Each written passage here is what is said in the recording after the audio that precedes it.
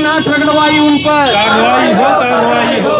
शिक्षक साथी का अपमान नहीं सहेगा मोस्ट कल्याण। शिक्षक साथी का अपमान नहीं सहेगा मोस्ट कल्याण। शिक्षक साथी का अपमान नहीं सहेगा मोस्ट कल्याण। शिक्षक साथी का अपमान नहीं सहेगा मोस्ट कल्याण। जिन लोगों ने शिक्षक की नाक रगड़वाई उन पर कार्रवाई हो, कार्रवाई हो। जिन लोगों ने शिक्षक की नाक रगड़वाई उन पर कार्रवाई हो, कार्रवाई हो।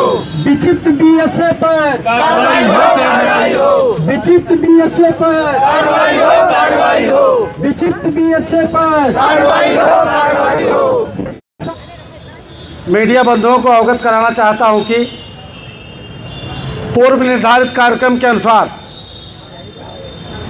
मोस्ट के लोगों द्वारा आज 12 अगस्त से सत्याग्रह का कार्यक्रम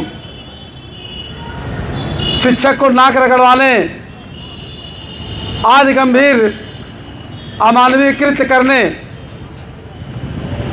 और जिला प्रशासन पूरी तरीके से मगरूर मदहोश की हालत में है।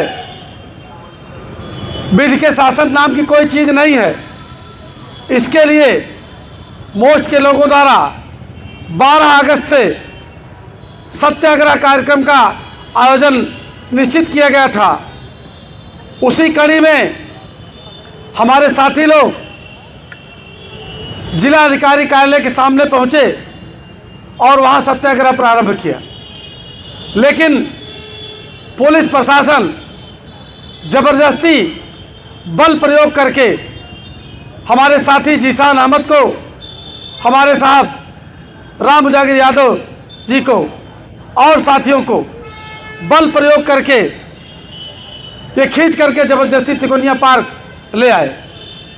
मैं चूँकि कॉलेज में था, मैं कॉलेज से जब अपने छुट्टी के बाद जब मैं आया तो पता चला कि हमारे दोनों साथियों को ज़बरदस्ती बलपूर्वक ये लोग खींच के ले गए, प्रशासन लोग। हम वहाँ रुके रहे। हमने कहा कि भाई जोर ज़बरदस्ती से काम अगर करना है तो फिर जोर ज़बरदस्ती ही कर लीजिए। बात हुई कि सब लोग इकट्ठा होइए, तिकोनिया पार्क चलिए। मजिस्ट्रेट साहब ने, सीओ साहब ने, सभी बड़े अधिकारियों ने कहा कि तिकोनिया पार्क चलिए, हम लोग वार्ता करेंगे, वहीं वार्ता होगी। हमने कहा वार्ता यही हो जाए, कलेक्ट्रेट के अंदर हो जाए। कहे नहीं, यहाँ वार्ता नहीं होगी, तिकोनिया पार्क में चलिए, वहीं वार्ता होगी। हम लोग तिकोनिया पार्क आए, उनके बात पे यकीन करके, उनके बात पे विश्वास करके हम लोग तिकोनिया पार्क आए, लेकिन कोई अधिकारी यहाँ वार्ता करने के लिए नहीं आया।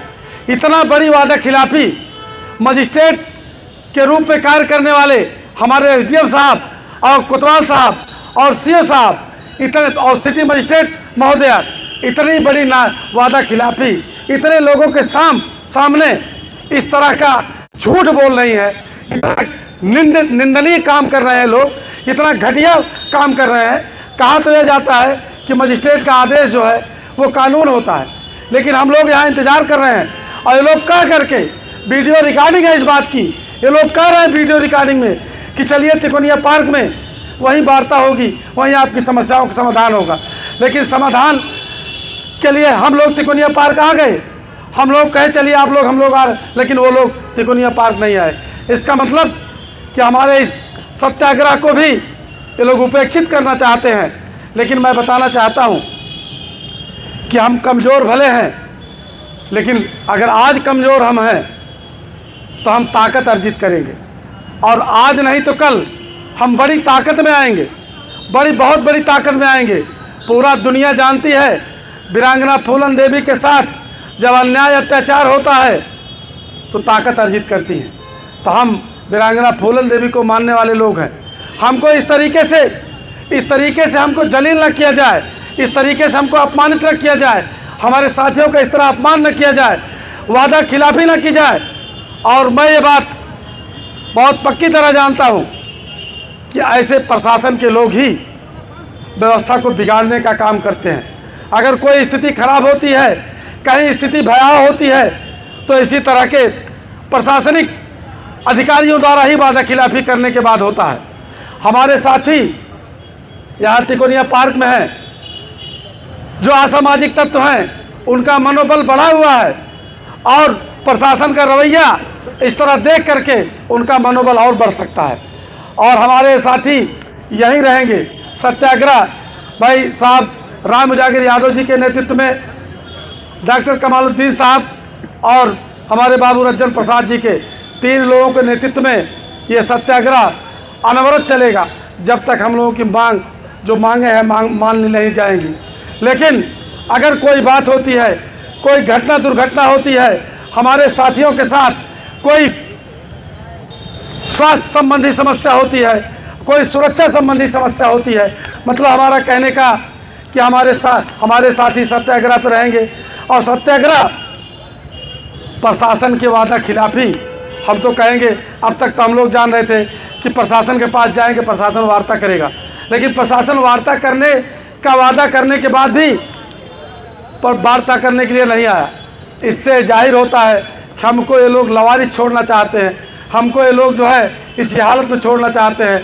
तो हम लोग चाहे जो भी हमको झेलना पड़े, चाहे जैसे भी करना पड़े, हम लोग उसके लिए तैयार हैं। अगर हमारे साथियों के किसी के स्वास्थ्य संबंधी या सुरक्षा संबंधी कोई गड़बड़ी होती है, कोई घटना दुर्घटना होती है, उसका जिम्मेदार मैं सीधे जिलाधिकारी महोदय को मानता हूँ। चूँकि जिलाधिकारी धृतराष्ट्र बन गए हैं, सब कुछ देख रहे हैं, सब कुछ देखने के बाद भी वो बोल नहीं रहे हैं। उनकी कौन सी ऐसी मजबूरी है, वो कौन सी मजबूरी में फंसे हुए हैं। जो ज़िले के मालिक हैं, ज़िले के सरकार हैं, ज़िले के सबसे बड़े अधिकारी हैं, और इतना बड़ा अन्याय हो रहा है ज़िले में। शिक्षक साथी के साथ इस तरह किया जा रहा है, हम लोग साथ इस तरह नाइंसाफ़ी की जा रही है। जिलाधिकारी महोदय, ये कौन सी ऐसी मजबूरी है, टोटल जिम्मेदारी इसके लिए जिलाधिकारी महोदय को मैं इसके लिए जिम्मेदार मानता हूँ। जितनी भी मतलब स्थितियाँ डेवलप हो रही हैं, आगे जो भी स्थितियाँ, अगर अपनी घटना कोई होती है, अपनी स्थिति कोई डेवलप होती है, तो उसके जिम्मेदार जिलाधिकारी। इस वीडियो को लाइक करें, हमारे चैनल को सब्सक्राइब करें और बेल आइकन जरूर प्रेस करें हमारी न्यू वीडियो सबसे पहले देखने के लिए। सब्सक्राइब करने के बाद ना घंटी बजा देना, ताकि जब भी मैं कोई न्यू वीडियो अपलोड करूं तो तुम्हारे फोन की घंटी भी बजे। Welcome to our YouTube channel. Don't forget to like, subscribe and share the videos.